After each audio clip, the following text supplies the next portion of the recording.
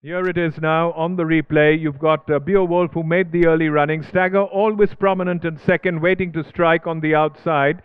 The rest of them not really looking threatening at all, and it was going to be a two-horse race. You could work that out. As they straighten for the final run-in, you've got Beowulf in front, Stagger moving up on the outside, and it looks like it's going to be close here, but once Stagger gets going, he kicks away very nicely indeed.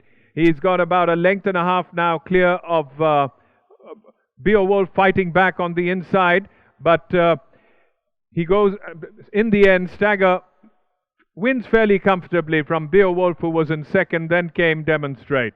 So the winner of the first race, the Misty Melody Handicap, was number 4, Stagger, trained by Javed Khan, ridden by Bhatti, the property of Vikram Bachawat, Mr. Anand Chopra and Mr. Madhu Raj. Here, as we get past the 600 meters, it's Aftershock calling it from front. Harbour Sunrise, who's well settled behind with Afzal Khan inside, waiting to pounce on the leader. Atom looked threatening at one part, came up on the outside of Harbour Sunrise, but once the field negotiates the bend, its Aftershock was let down by Hindu Singh.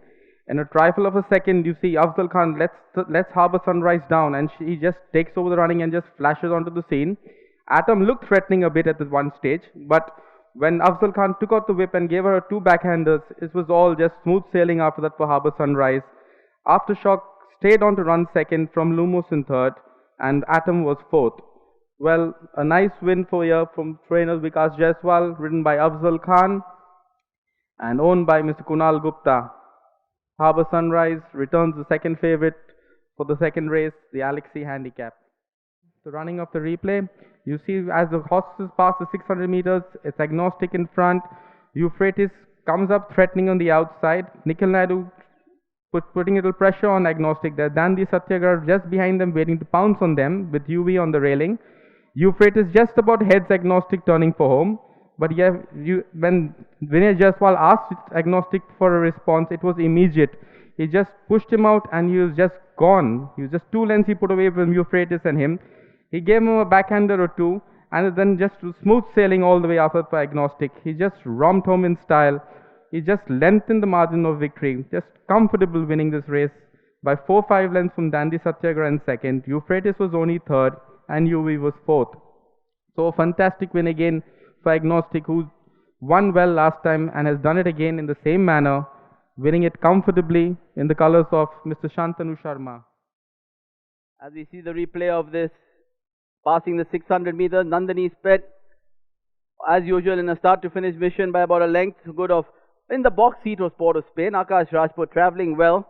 He comes between horses here, improves on Nandini Sped's outside, takes over the running, and absolutely runs away with it.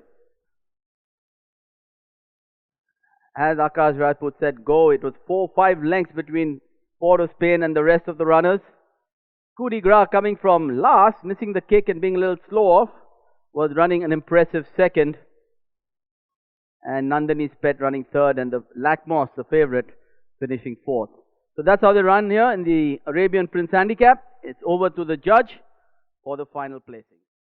As we watch the replay here, the Amorous White in his normal customary start to finish mission. He leads them into the front, into the straight. New England is running last at the moment.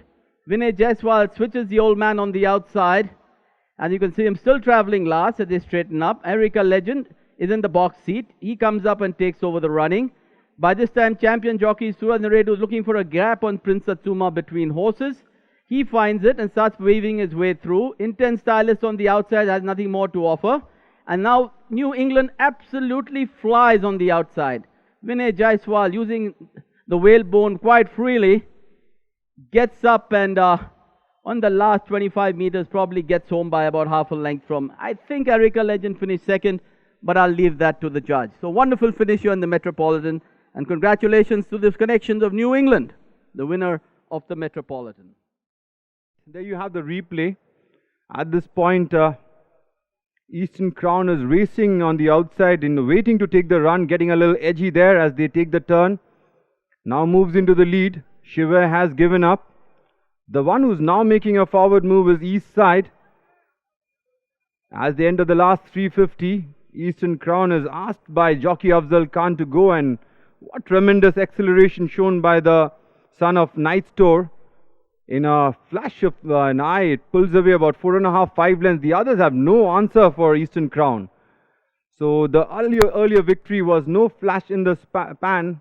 Won that race and taking style here is Eastern Crown. The one who moved up towards the inside late to finish on second, there was Wind Chaser. We will wait for the judges' placings. The winner was Eastern Crown for the Red Bay Handicap.